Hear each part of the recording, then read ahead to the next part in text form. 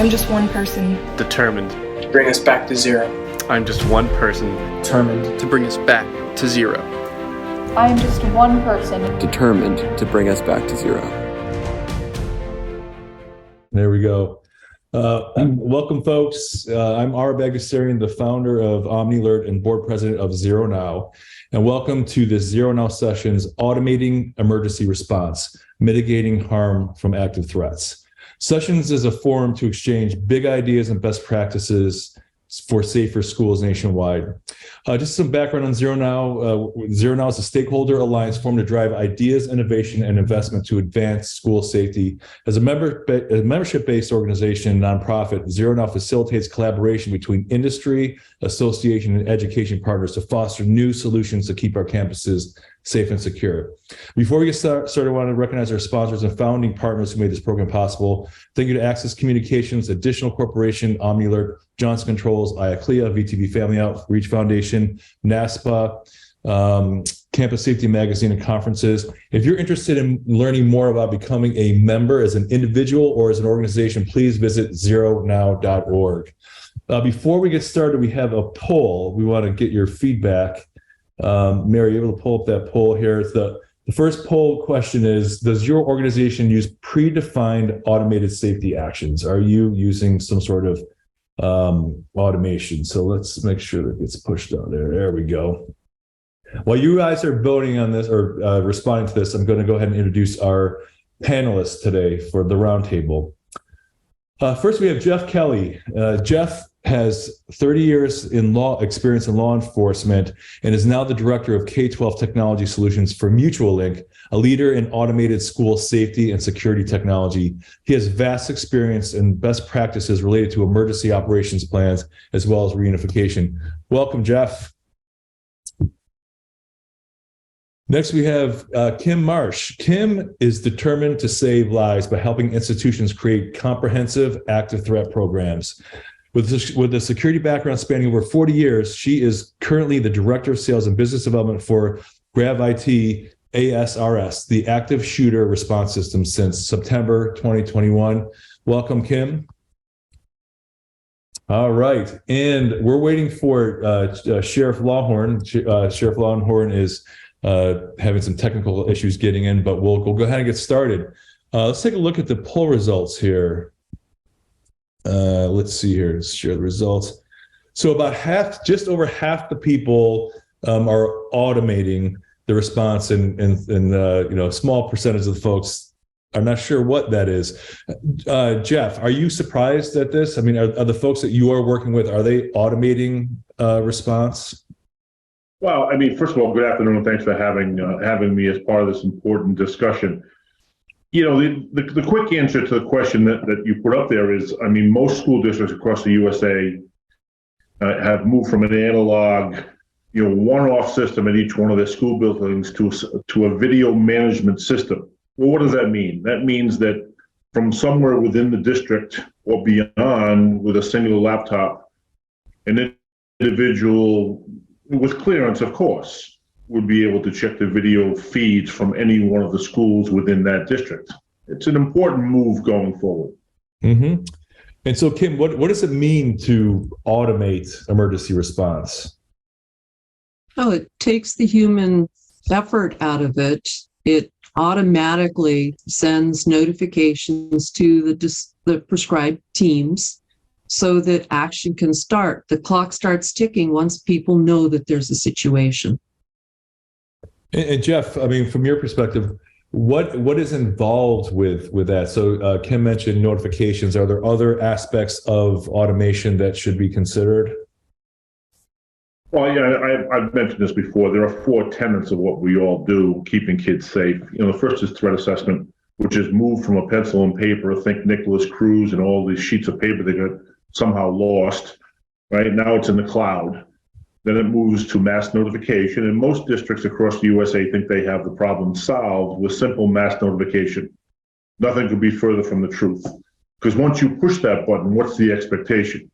Then it moves into situational awareness, where after that mass notification piece, you're able to leverage the the technology that's existing in a school building, i.e., walkie-talkies, telephones, public address, and even video cameras. And then last but not least is access control. All of these can be controlled today off the dialing of 3 digits on a phone or the single press of a button, either on an application or under a desk. And then the final piece is reunification. And what we constantly hear is, because of lack of communication and coordination, which technology helps with enormously, the reunification process can be streamlined, even more smoothly. And there's a bunch of technologies out there today that work well together to make this happen. Well, I know that this program is not really specifically about reunification, but that's an important point, Jeff. I mean, I know there have been recent situations where schools were under lockdown, and the reunification happened right, at the middle school next to the high school. Just any guidance on that? Since you brought it up, the reunification side of things. Well, I'll make 2 points that are near and dear to me. In many schools, you have multiple schools on the same footprint. So, what affects one school directly affects another. So if you send out a mass notification piece, that secondary school or even right down the street should be locked down as well. And then what makes us angry in the industry is when we hear that, during a swatting incident or evacuation of a building, that the reunification was done on a football field adjacent to the property. That should never, ever be done. Just suppose that 2 weeks from today, a caller gets under the football stands with a cell phone, calls in a threat, and just waits for targets to fill a football stadium. There are other places that can be used for reunification, certainly not a football field. Right, no doubt. So going back to the automation, one of the things that we've always talked about, and you mentioned the 4 tenets, and is, in that first, once a threat is detected, being able to automate. You mentioned access control, Kim mentioned emergency notifications. What about mobilizing first responders? So how can that process be incorporated into an automation, Jeff? Well, years ago, not that many years ago, a teacher that saw a threat in any way, shape, or form could be a simple fight. In today's world, if they drew a knife, a teacher would have to call the main office and then get the principal to dial 911. How archaic is that? They're professionals. Let's put the power in their hands. And much of that has changed today, where any teacher can initiate a 911 call, and of course the kids can from their smartphones. However, using technology such as gun identification, a mass notification piece, a simple push button or phone can send out this mass notification piece to all genres of first response. I've worked with school districts that it rings at the Sheriff's Department, it rings at the local PD, it rings at fire EMS, and then it rings at emergency management, given the level of emergency. And then there are many, many success stories where injury on a football field or a soccer field, where through the press of a single button, emergency services is brought right to the exact spot. And some of these campuses are huge. So saving that kind of time is essential in many, many cases. What do you think, Kim? Well, I like the opportunity that a product like yours is able to be purchased by the city or the county, and other entities can be brought into it, other risk areas like the houses of worship, you name hospitals and everything else, so that they can be a part of this, be a part of the cost process on it, and make the product available so that it's not just a school that's having these notifications. It's other entities also that are able to summon and have common communications.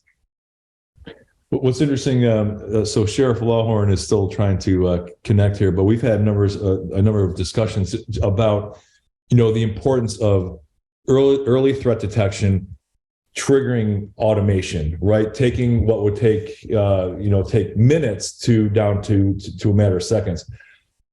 How, and going back to the prior question, Jeff, so, how is communication initiated with first responders? Is it a phone call? Is it just an automated phone call from an emergency notification system? Are there other channels to communicate with law enforcement, with EMT, other sorts of first responders? I can't emphasize the need for redundancy more than I could state here on this podcast. You do not ever want to have a single point of failure. Captain Francis has done a video and he's testified multiple times that in every single case where he's pushed the panic button, it's 1.5 seconds to initiate a mass notification across an entire school district. The Mutualink technology is proven to reduce time to resolution by at least 50%. So time is lives, right? So if you have this layer of redundancy, which could be, again, press of a button, no matter whose it is, there's dozens of technologies today that provide soft applications on phones, but even a button on the wall, or 3 digits on a phone to initiate the process, or even dialing 911. All of this is going to happen. You just want to make sure that it goes to the right place. When you think of the average, well, let me just give you an example. If someone pushing a mass notification button, there could be a sheriff's deputy or a police officer across the street getting gasoline or getting a cup of coffee. Well, his phone is going off immediately.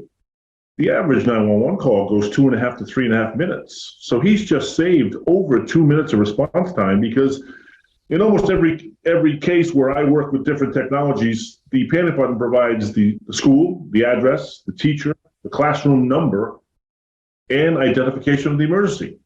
So as that officer is barreling in the front door, that 911 call, in many cases, or most cases, is still ongoing. So what are some ways to initiate that automation? You mentioned panic buttons. Are you talking like hardware panic buttons, like under the desk, or like app-based? What are some technologies or approaches? I mean, 911 is probably the most common way, but that's not actually initiating an automation. That's connecting with law enforcement or first responders. Well, again, to repeat myself, there are a number of applications that go on teachers' phones, and there's a misnomer out there that the district will know where a teacher is if they use the application or download the app. Nothing could be further from the truth. In your settings, you just tell the application to only identify your location when using the app, right? So that's the first one. If you decide to go with a fob, fobs can work in some situations, although fobs require creating a mesh network, which can be more expensive. Dealing with expense, if you put a wired system in, you need plans that are approved by the city or county. You then need licensed electricians, and then you need the timeline of it to draw wires for wired panic buttons throughout a school would be years and millions of dollars. We work with many of the public address systems today, and many of them are wireless, some are wired. It doesn't matter the wiring technology. If a button can be pressed, it can be a wireless, and there's a number of wireless. Think of the big red button from Staples. There are many of those today that can be mounted on a wall next to a fire alarm box throughout a school building, which will initiate a Mutualink incident as well, which then we bring in the radio, the video, the public address, and lock the school down if that's what's requested. Got it. So Kim, actually, before we move on, I just want to remind our participants, if you have a question for Kim or Jeff, please hit the Q&A button. We'll get to those a little bit halfway through. We've got some questions that came in beforehand during registration. So Kim, when it comes to the actual determining what actions need to happen during automation, where does that come from? Is that like emergency response plan? Who's actually responsible for determining what does get automated for response? So in my opinion, there's been a risk assessment at the site. You've brought in your first responders, you've brought in the EMS people, you brought in the security team, you brought in the case of a business, you brought in HR, you brought in, the counselors, you brought in all of these people that are a part of the plan so that they can put it all together. And I like to look at NFPA 3000 to have that outline for myself. And the FBI also released a pretty good video called The Coming Storm several years ago that it puts that NFPA 3000 into a visual aspect of how it works. It's a community relationship with all of the first responders, people on site, and they're all practicing together, and they're making these decisions, right? And it's all about the training. It's all about the drills and everything else that people go through. So it's not just having, oh, hey, we have fantastic communication system. It's not just about having an access control system or a video system, but it's bringing the entire security community into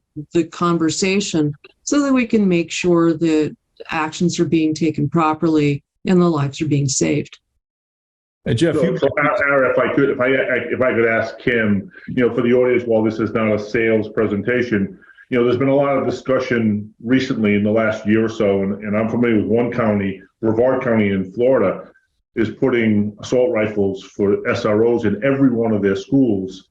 Kim, can you outline for the audience what A.S.R.S provides to the school districts? The A.S.R.S is a hardened high security vault system. We have a smaller vault that is ideal for a handgun size self-defense tool.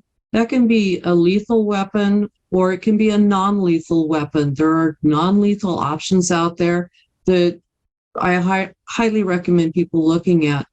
But the larger vault system is designed for an SRO officer to store his long gun in that vault, his or her, instead of keeping it out in the trunk of their car. They can access that unit as they need to. The access is logged into the system. Should there be an event where that officer is accessing that vault to get their weapon, there's a duress switch that's inside of it, and that activates our call tree that we have. It automatically updates the status of any other vault that's on the system so that it's only a single action to access that vault. hey, welcome, Dana. Sorry about that. Oh, glad you can make it. No, that's good. We're glad you're here. So just for our participants, Dana Lawhorne is a former sheriff of Alexandria, Virginia, and we've had so many conversations about the importance of automating emergency response and just keeping things moving along to mitigate the scope of harm. And so welcome, Dana. We're just started the discussion here about 20 minutes into it. So Kim, back to your comment. So how is the access to those vaults? I mean, is that can anybody access that? Is it like a combination, or how is that access, and especially under duress? Right. Well, and okay, so the access, to answer the first question, is with an enrolled proximity card and the person's biometric. It's a very closed network system. Currently, it doesn't sit on any other devices. And you get access to that system, one, by need, but two, because you're being trained. You have participated in the active threat training on the site. You're known to the first responders, and you're trained on it. And I just can't emphasize that part enough. Just because you have a vault there with a weapon in it doesn't mean that you're going to be able to pull that device and use it in a situation. Ara, let me just jump in here. For the audience's case, in most cases where gunmen have entered a school, it hasn't been with a pistol, it's been with some level of assault rifle. That SRO or the first officer to engage can't say to the gunman, hey, wait a minute, I need to get to my car and get my assault weapon out. So many school districts across the USA are now having that discussion. We do not want to traumatize the kids with the visualization of an assault rifle. However, it can't be hundreds of yards away in a parked vehicle when that officer needs it. No, that makes sense. I'm sure the sheriff will agree. No doubt. Well, the other option on that is the fact that why are you leaving your weapon out in a vehicle in the parking lot? Kids are pretty smart. People break into vehicles all the time. Let's keep it where it's, where it's at. Yep, no doubt. So let's go back to the planning for automation and what happens. Sheriff Lawhorne, so what role does law enforcement have with working with the schools to plan a coordinated response for an active threat? Well, a lot of jurisdictions have done some things, and a lot of jurisdictions have done nothing. So, in my experience in working with the schools since going back to 1988, we've always just stressed some type of plan. So that means working with the local law enforcement, doing some type of active shooter training. So, in all my discussions with ARA in terms of the technology, I've always felt that, watching things sort of a slow walk from just convincing schools they should have two-way radios, which was not an easy thing to do, to now where we have technology. I'm just a big believer that let technology work for us. So what I always stressed, even going back to 1988, was that timing was everything. So as you already know, within the first 2 minutes, so critical. And so you can start the process of doing the things that a person would normally do is key. I think right now, if you sort of asked a lot of school principals or people in the business, who's responsible for, triggering everything, and they would probably say the principal. And most principals are wired where they're going to get up from their desk and go see what the problem is. So if you have in your hand a device that says it's an active threat, and you push one button, all that automation is time critical. Set in motion the things that you want a person to do, or a person used to do. Being on the phone, no doubt you will still have people who will call 911 because phones are so prevalent. No doubt that will happen, and that's additional information that first responders could use. But to me, it's the initial phone call and the initial response. And despite what has happened and has been made an international story, police officers today, or law enforcement, sheriff's offices, are trained to go to the threat, whether or not it's with a handgun or a long rifle. Even if you just have a handgun, you have to go to the threat.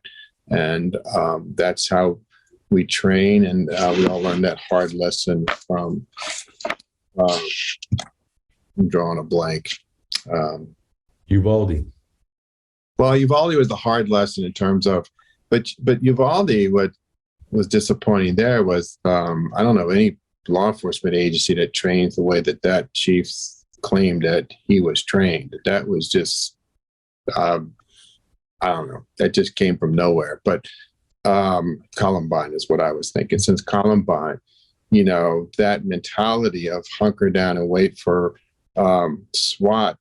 No offense to the tactical friends, but tactical officers, or more commonly known as SWAT officers, sort of verify and contain and wait for them to show up and save the day. We learned a hard lesson in Columbine that doesn't work. And so police officers are going to go in, despite what happened in Uvalde. Police officers are still going to go in, and they would try to form a triangle, what they call the diamond effect, a diamond approach. But the officers are going to go to the threat. So automation is key, and so I'm just a big fan of that. Can't stress it enough. The time period between when you first know that something's happening to setting in motion an emergency response, to me, is a matter of saving lives. Yeah, that is, we always call that here, we call that the most important minute, right? That first minute, the second that the clock starts when a threat is detected. Jeff, I think you might have some thoughts on this, especially with your background in law enforcement. Well, we have to remember that at the foundation, police departments, first responders have to come together with school leadership to determine what's the goal here. Okay, too many districts are not having the discussion. They're not getting together and they need to have a discussion. What does the school have? Maybe they just have walkie-talkies. Maybe they just have one video camera. Maybe their public address system is 30 years old or 40 years old. Maybe they have no video management system. Well, I mean, when I get invited in, I come in, I say, okay, I mean, the obvious questions. What is it you're trying to achieve? And then, obviously, how much money do you want to spend, or how much grant money can you get? I mean, Mutualink has the ability to come in and, connect walkie-talkies that the principal carries around directly with the police dispatcher at a minimum. And we're not talking about a lot of money here. So then if you take that and you then say, okay, well, now we want to add video, and then we want to add public address. So an officer outside in his car can make an announcement across the school's public address system, hunker down, evacuate the building. And then obviously if we add, shooter identification or shooter detection, where a gunman, in almost every single case across the U.S. where there's been a gunman, he has exposed the weapon before entering the building. Just that AI, that artificial intelligence, would alert the technology to get rolling. As Kim correctly outlined, when a school staff member who's not been formally trained and their heart rate gets around 150, 155, not entirely sure what to do, but how sweet it is. The only thing you have to do is just press one button and the cavalry's coming just as quickly as they can. So, I mean, time is lives. So however we can automate it quickly and efficiently is the best for all. What's crazy though, folks, is that, I mean, I still see articles with schools and colleges that talk about, we did this and then we did this, we did this, and then it should be all one step, right? You shouldn't have to send out emergency notification and then initiate your access control system and then update social media to let parents know, hey, we have a situation here. And that's an important factor. We bring this up quite often in these roundtables, is parents, they need to be in the loop. Like that first communication, if there is an active threat and you take an action to lock down the school, you need to make sure that the parents know in the same series of actions as everyone else, because the students are going to be telling their parents, oh my God, they're going to be telling stories about what's happening. They're going to create an alternate scenario based on what they think is happening. I mean, what are your thoughts on that, Kim? Oh, I just wanted to add to that. You're absolutely correct. It's when it happens, it's during the event, and then you have to have somebody there that's going to manage the comments after an event. And it can't just be one person. One person is designated as that, but you have multiple people trained on it to use the technology to get those messages out. And so it's a constant education, constant training. Even if the principal is asking whoever's administrating the access control system, hey, can you pull this report for me? Make sure that they're getting into the technology and they're using it consistently so that they're not going nuts trying to figure out how to do it when the pressure's on. Dana, at what point do you initiate that? Let's say that there is a reported threat. Okay, there's I know in my local high school there was they initiated a lockdown because a surveillance camera thought they identified a firearm, but they did not, once again, they did not communicate with parents right away. At what point do you communicate with the public? Because eventually the word got out to the local news, and before you knew it, the news vans were on the front lawn of the school, and parents were still in the dark. I mean, at what point do you get the parents in the loop when there's an active threat identified at the school? When the police official on the scene declares it safe. Period. It's I think that people make the mistake when they try to evaluate things on their own, especially a school principal. And so SROs, they're great. I'm a big fan. But unfortunately, sometimes people see that as the answer to everything. Just put an SRO outside the school or in the school. and so everything will be fine. But as you know, today, it discourages these type of things, but it's not the answer, and it's not the only answer. And so, yeah, it was once the police or sheriff's office declares the school safe, but I just think that sometimes mistakes are made during that time where they're trying to, well, is it what I think it is?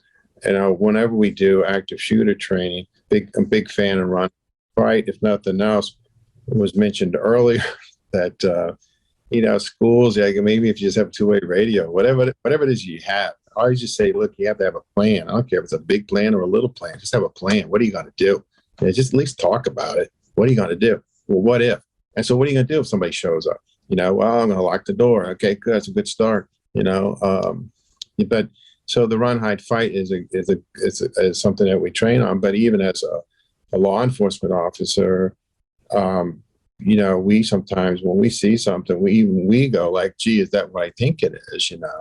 And the example I used was I found myself in the middle of a drive-by shooting one night, and when I first heard the first 4 gunshots, I thought it was fireworks. So how many times you see on the news is, I thought it was fireworks. Here I am. I thought it was fireworks. And so it's just human nature. So it's hard to train on that. It's just so what we just say is err on the side of safety and just notify whatever it is that you would do in terms of call your SRO or you call 911, whatever it is. But throw the switch. What do you got to lose?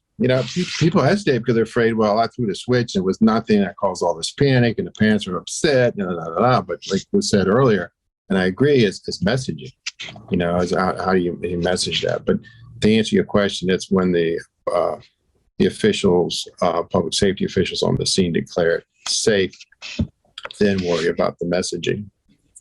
So if I could piggyback off the sheriff's comments, I mean, he alluded to a plan, right? Many school districts and many states require either an EOP, Emergency Operations Plan, or EAP, Emergency Action Plan.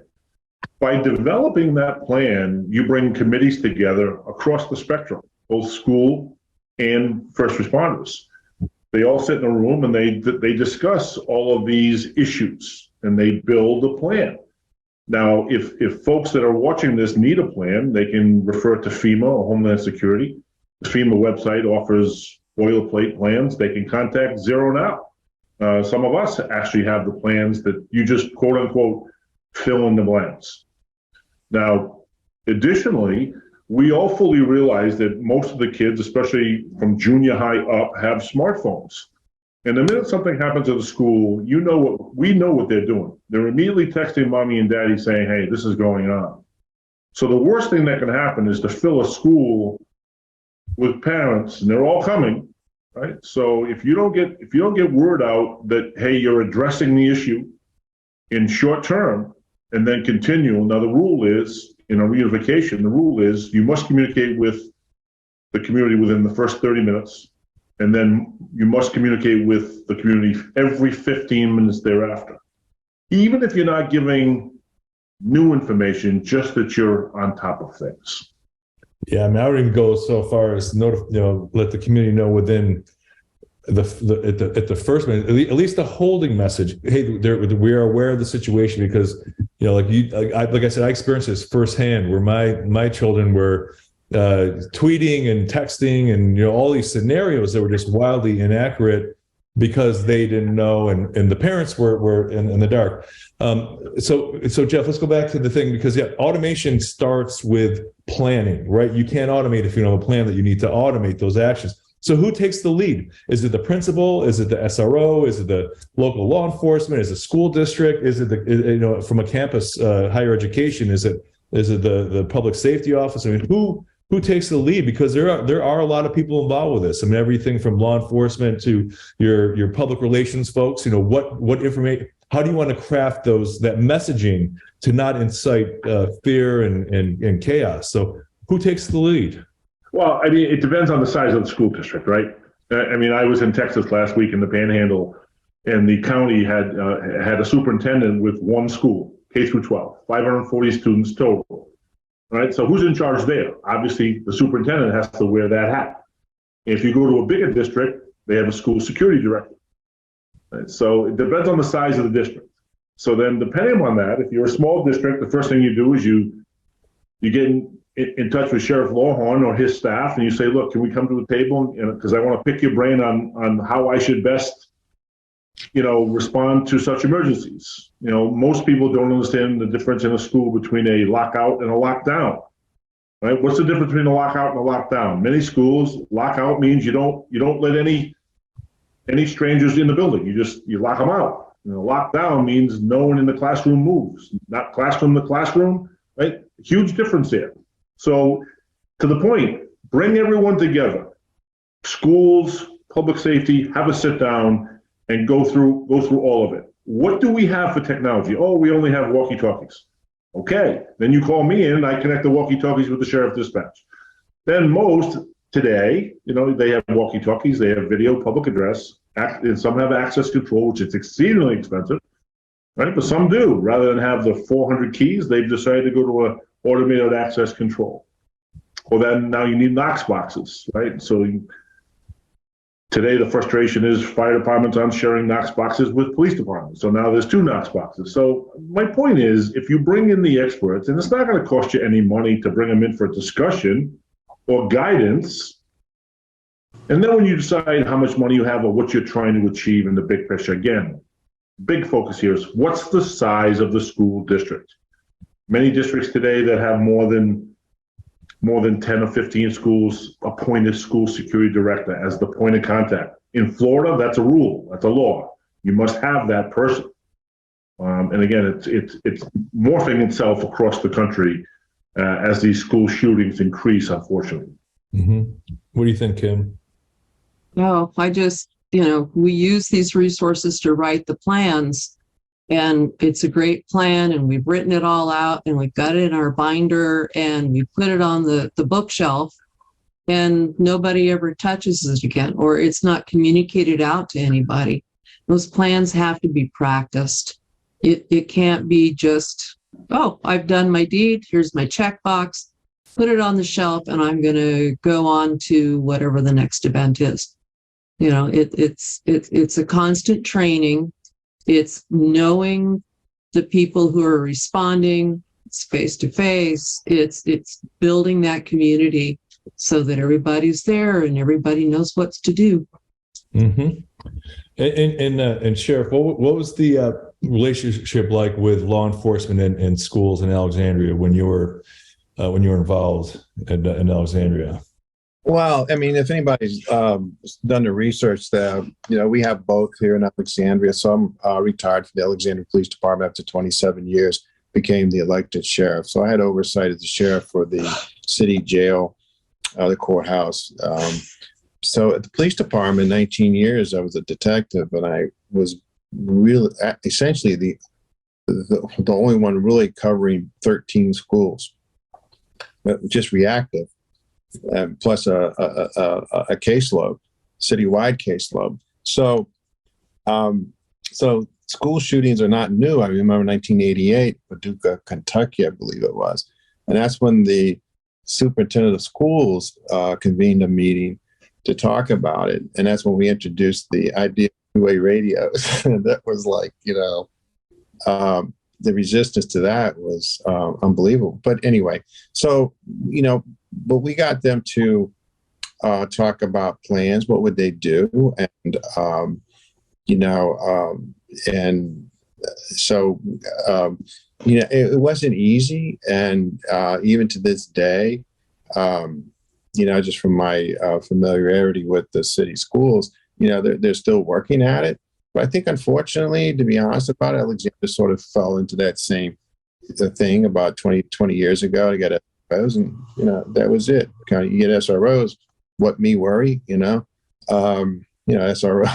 leaves the building. I mean, you all know the issues with that. But so, but again, stressing everything that's been said, and I totally agree, which is you just have to have a plan. I mean, if you kind of look at the studies, schools that practiced active shooter training, I think, fared probably better than others. With the realization that I've always said, I don't think you can stop somebody from showing up. Good luck with that. You've got a crystal ball, and but so it's, and it was said earlier that it's what the expectations of the public are, and especially here, is the public doesn't expect you to totally prevent this. Now, how did you allow somebody to come on your campus? It's what you did once you knew about it, and what you did following it. They're going to ask you the question, have you ever had the training? Oh, no, we haven't. Well, that's, or you're usually going to find, like she said, we checked that box, it's on the shelf somewhere. But if you don't practice it, and I do think that studies would show that if you practiced it and did some of these things, how you reacted to it, and you're sort of trying to mitigate the damage, to be honest about it, which is unfortunate. And it's tough to say that, but again, so how you mitigate damage is having a plan, what you're going to do once you know about it, what you're going to set in motion. What does that mean? Does it mean locking your doors, locking in, locking out, sheltering in place? You're right, there are many terms out there. And then getting somebody to the threat as soon as possible, setting in motion those things, calling 911. Even if you could automate calling 911, that time is critical, and sending messages to the kids and staff. But so he mentioned it earlier that Jeff mentioned it earlier. You go to here, you can just drive next county and the next city over, and you'll find many different systems. But but if we can automate it, I just a big fan of that. It is a race against the clock, Dan. Yes. And you mentioned checking the box, and the thing is, and I'm confident that our participants here from in education, the folks, part of the ZeroNow community is about being proactive. It's not, the folks that are participating from schools and at colleges are not just to check a box. Okay, we did the minimum.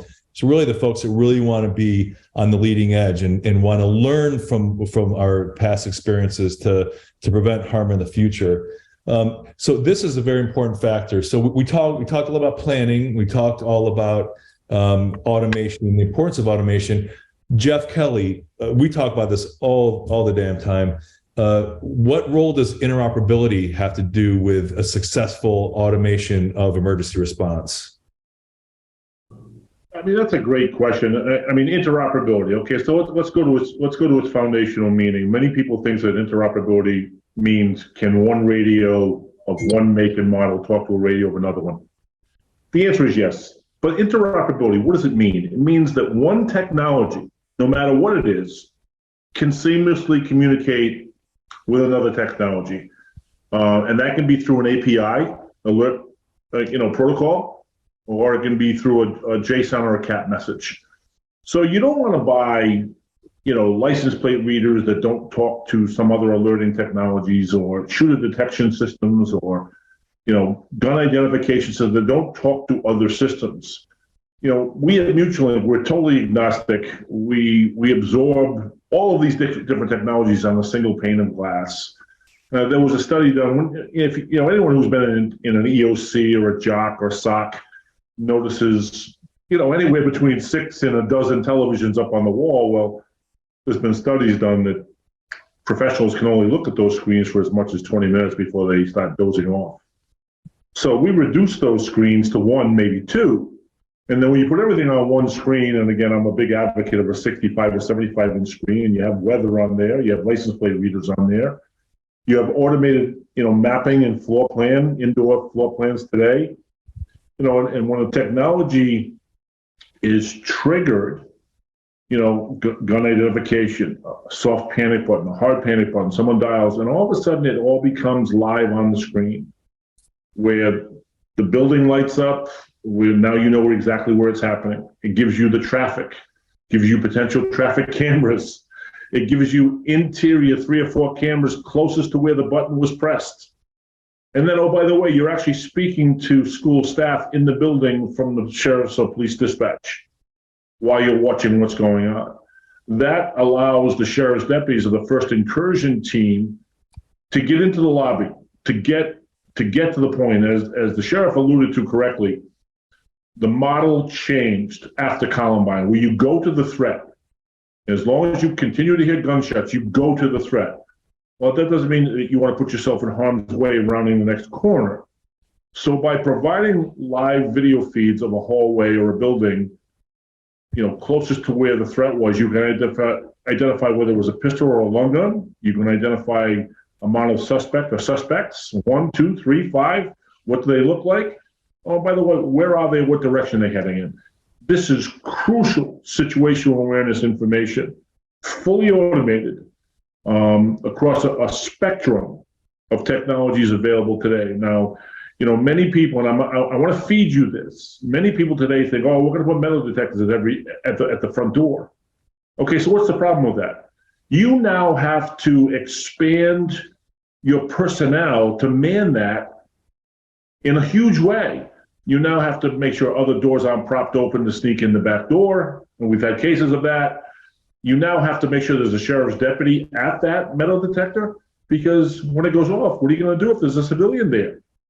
So while metal detectors have value, first of all, it delays your entrance into the building. That's first of all. So you have to plan on that. But there are other pluses and minuses to any and all technologies that you purchase. And again, the one that I stress the most is have a discussion or check references of any technology that you think about bringing into your district or your building. Well, that is so important. This summer, I think at the IACLEA conference, one of the safety conferences, speaking to a campus safety director, and was interested in upgrading their technology, their safety infrastructure, the physical security. But his problem was, I can't do that because the new stuff doesn't work with the old stuff, and we have to upgrade all of our stuff. We can't afford just to do a wholesale change. And Jeff, you mentioned you mentioned CAP and I think another, are there standard protocols that most systems do interoperate with? It's easy today. Not everyone embraces it because some of the big guys, they want you to buy their stuff. Right? Where Mutualink makes our claim to fame is we come into your existing infrastructure, and whoever you were speaking to, he does not have to buy new stuff. I'm going to come in, whether it's a JSON or a CAP message or an API, I'm going to fully integrate to what he has today, and I'm going to make it leverageable, times 100 in an emergency. Mm-hmm. We've got a few. Kim, did you have a thought on that before we move to questions from the? No, definitely, it's definitely right. Find out from your consultant who's paying them. If they're consulting, do they get spiffs or bonuses from product that they refer? That's important to know, because the consultant is going to want to refer something that they're going to get paid from. Mm-hmm. Dana, please. Look, I think what's scary is like Jeff said, it's kind of like the cost, but he also mentioned earlier, and I just want to reiterate this: if the one thing you can take away from this webinar today is, and Kim said it as well, and I would just echo their thoughts. Talk is cheap. When you leave today, first thing you ought to do is ask your jurisdiction or whatever place that you're representing, and I'll ask that question at the next staff meeting.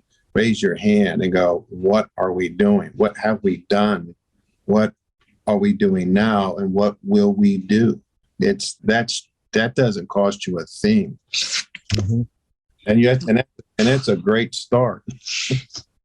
And Dana, we so our last month our roundtable was focused on prevention. Getting ahead of a potential threat.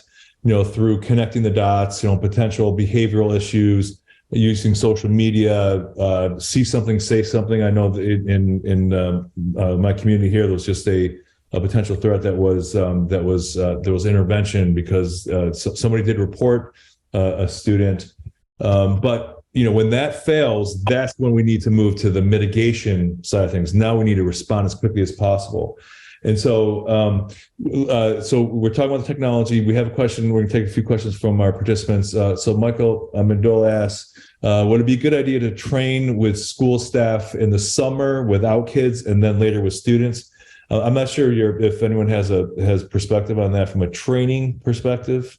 Well, I mean that's optimal, right? If you can get them, sometimes because of union rules, they won't. But if you could cajole them somehow to give you a day leading up to the beginning of school, absolutely, at the very minimum, tabletop or a walkthrough at a minimum. Mm-hmm. Agreed. 100%. The teachers and educators, the staff at the school need to also be participating in those active threat trainings, the drills that our law enforcement and first responders are doing. They need to know the same jargon that's being used. They need to be aware of what's going to happen. And even these teachers and educators may not be going at a suspect with a gun. They need to be trained in stop the bleed, CPR, and being able to shepherd their students, whoever's there, to a safe location. One of the things I want to mention is Indian River State College, which has a teaching program. In the last year of a teacher's education, as part of it, takes a class on exactly what we're talking about.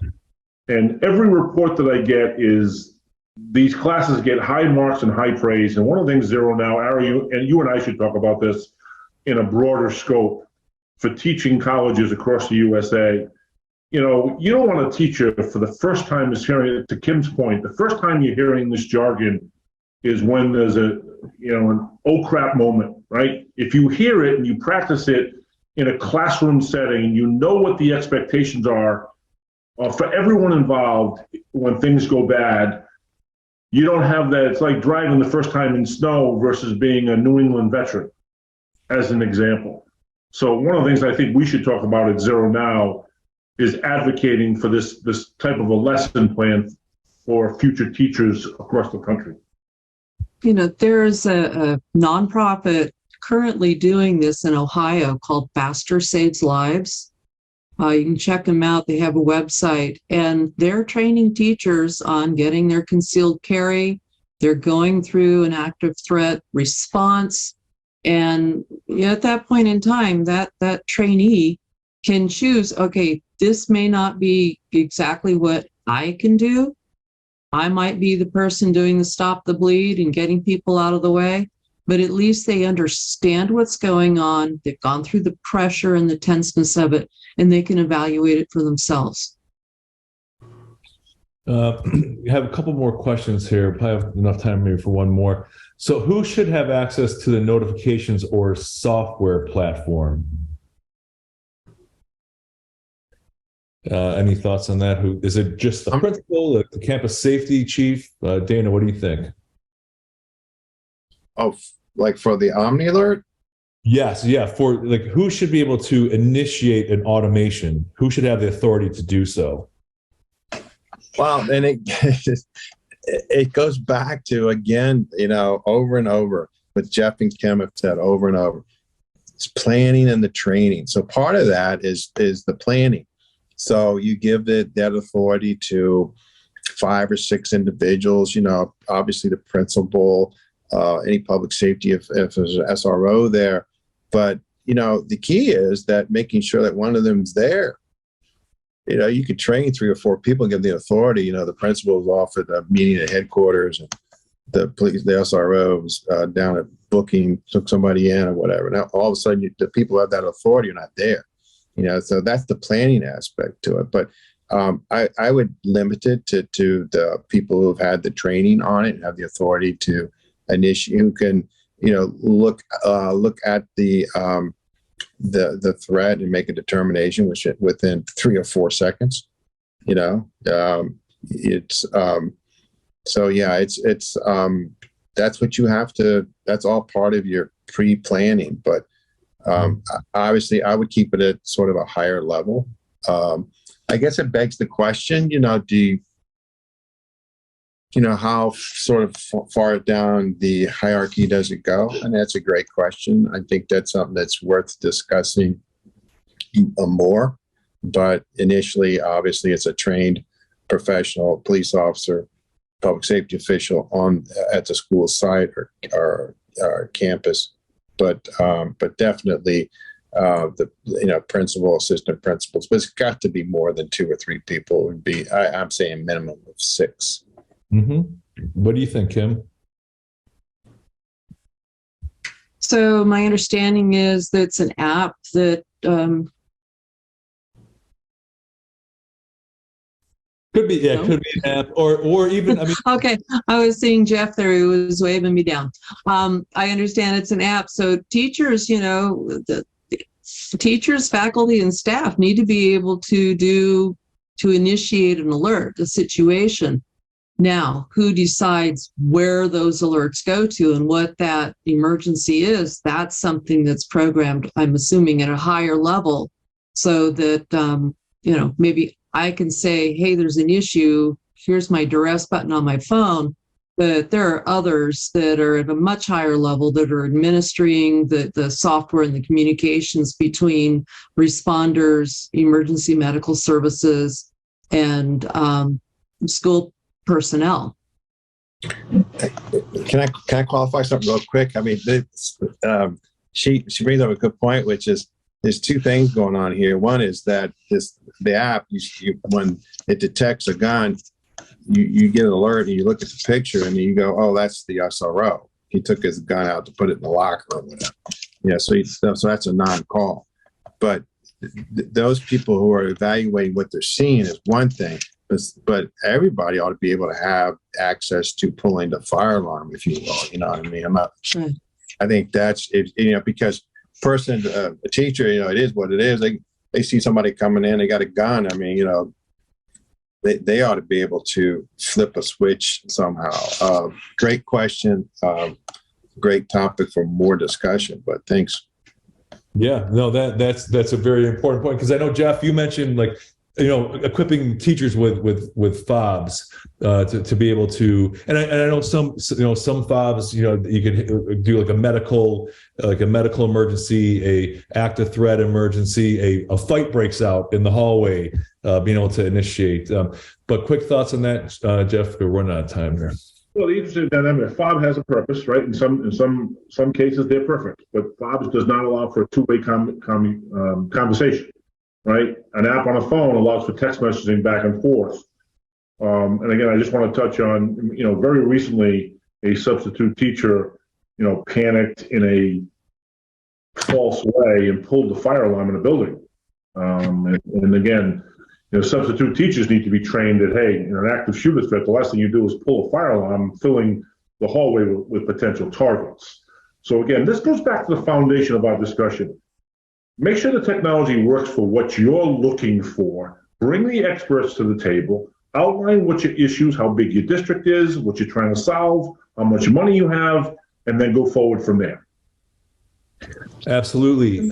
And we're out of time here, but I think the big things here, and the folks that are participating, if you participate, we'll have the replay of this available by next week, and you can download key takeaways. So Jeff, Dana, and Kim will have some key points from this discussion today, as well as some other resources. But really, it's assessment, planning, technology with interoperability, knowing what the hell you're doing is absolutely critical. I just want to remind folks. So what we did after our last roundtable is on the ZeroNow community. If you go to zeronow.org and click on the community tab, we're going to continue the Q&A there. So if you have any questions that were not answered during this program, for Kim, Jeff, or Dana, please go to the ZeroNow community. You do have to register in order to submit a question, but there's no fee for the first year as an individual. So go to zeronow.org, click on community. Our next sessions is, I think, December 21st. Stay tuned for that. We're going to have a program from IACLEA. We had a group of former students that are going to share their thoughts and concerns and perspectives on campus safety. So tune in for that. Keep an eye out for that. But once again, thank you, Jeff. Thank you, Kim. Thank you, Dana, for participating today. And for everyone else, stay safe. And it was great to chat with you. And we'll talk to you soon. Happy Thanksgiving.